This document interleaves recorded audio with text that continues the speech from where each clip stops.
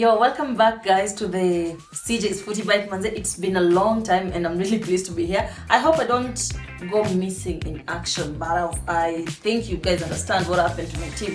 Tulimaliza pale ba Simo. So on today's episode, we're doing it differently. I have a host who has been here. I'm sure you guys will recognize him. Over to you, Morgan. He'll tell us the team that he supports. Of course, we have new subscribers.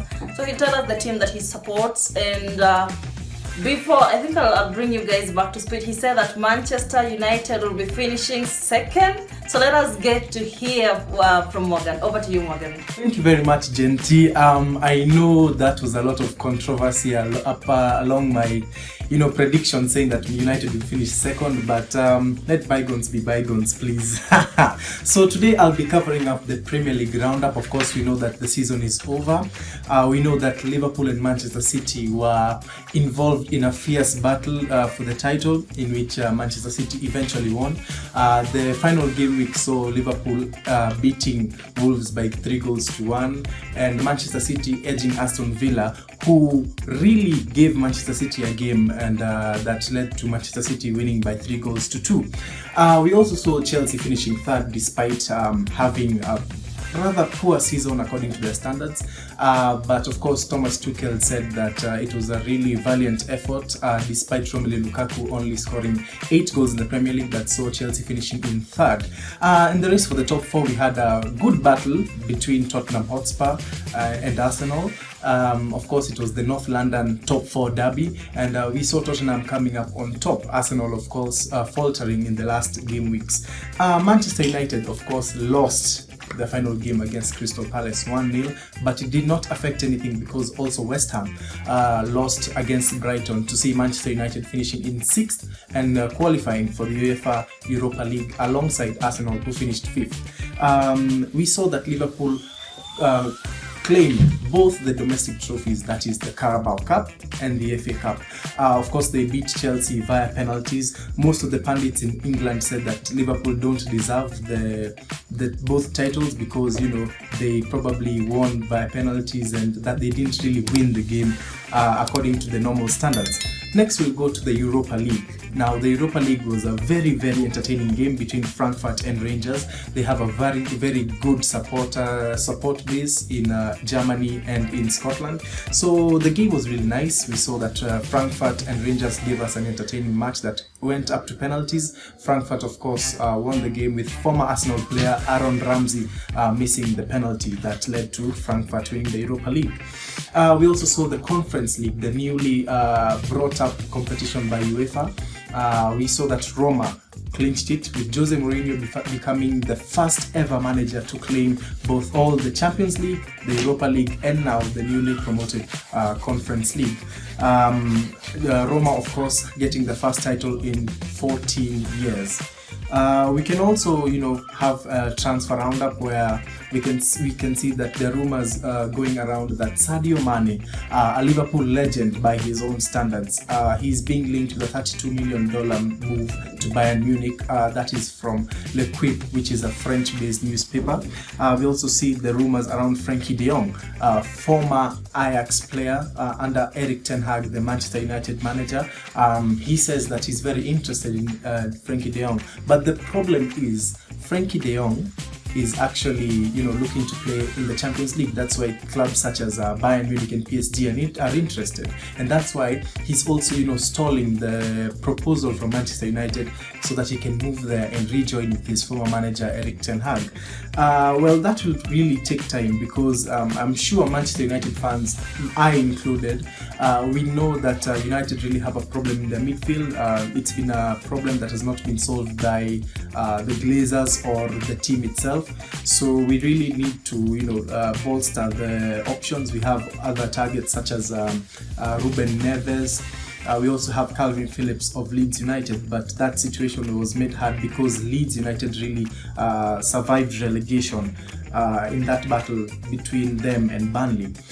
We also have Jules Koundé, the centre-back, who is being linked to the move to Chelsea.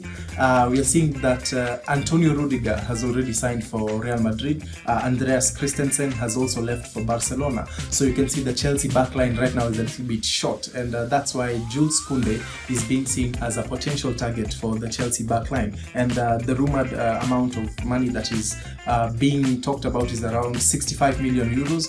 We'll see whether Thomas Tuchel and his team will actually try and get the signing of Jules Koundé.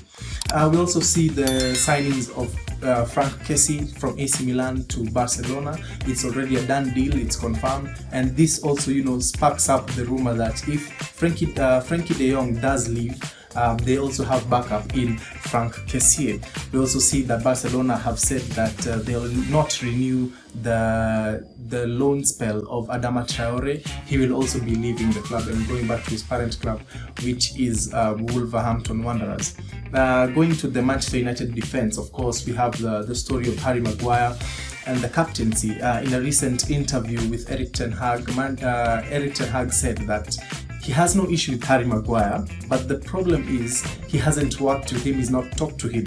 So in the coming pre-season, we'll have a conversation with him. And about the captaincy, well, it's yet to be determined who will be the United captain for next season. This has been a very troublesome topic in which people normally say that they rather have David De Gea as the captain or Cristiano Ronaldo as well as the captain. But the fans, clearly, I included, are really tired of his performances.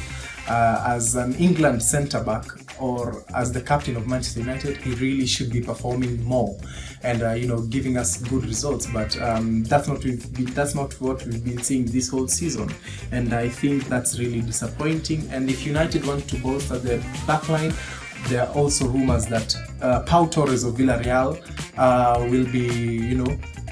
will be seen as a potential replacement if they lose Harry Maguire. Of course, Eric Bailly has already said to the club that he is leaving, and we've seen that also Jurrien Timber, a former centre-back under Erik ten Hag, is also being linked to Manchester United. He's also been seen as a cheaper option compared to Pau Torres. The amount that Villarreal want for Pau Torres is around 60 million, while we can get Jurrien Timber for 30. So I think that's really, really interesting times in the transfer window right now. And we can also take a look at the relegation battle that went up between Watford, Norwich and Burnley. Well, we all know Norwich, who are down bad. They become a yo-yo club. They come down, they go down and they come back up. They go down and they come back up. Well, it's their time to go down, and we expected it. I don't think anyone would have said that they would have stayed in the Premier League. And also, shockingly, Burnley are out of the Premier League after a long stay, and I think now it's a time for a reset of some sort for them. And Watford, with their managerial incomings and outgoings, I think they are really unstable throughout the season with around, I think, 3 different managers. So I think that really brought the instability in the team and made the team not have that cohesiveness of having one manager who to deploy that one tactic with the same players. We'll also have a Champions League final, which is on Saturday, and it is between 2 teams, Liverpool and Real Madrid. Some people will argue that Liverpool have had an easier ride towards the final. You see, we've seen them beat Benfica, we've seen them beat Villarreal. Of course, we have Real Madrid on the other hand, who have had to go through Real Madrid, Paris Saint-Germain, Chelsea and Manchester City on their way to the final. Well, we've seen Real Madrid. I think this season we've seen a different side of Real Madrid, a side that is very that perseveres a long time. We've seen last-minute goals from Benzema, Vinicius, and Rodrigo, which have really clinched them the victories in their path to the final. We also see, on the other hand, we have Liverpool. Liverpool are generally a strong team, and people could argue they have the strongest attack in Europe. They also have a stable defense and a good goalkeeping department, so it will really be a feisty final.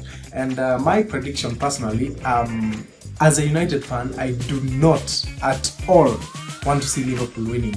I do not. So my prediction will go to a Real Madrid 3-2 victory after extra time. So the game will go, it will be a draw up until extra time, where Karim the Dream Benzema will score the winning goal or get the winning assist. So I predict a 3-2 victory to Real Madrid in the Champions League final.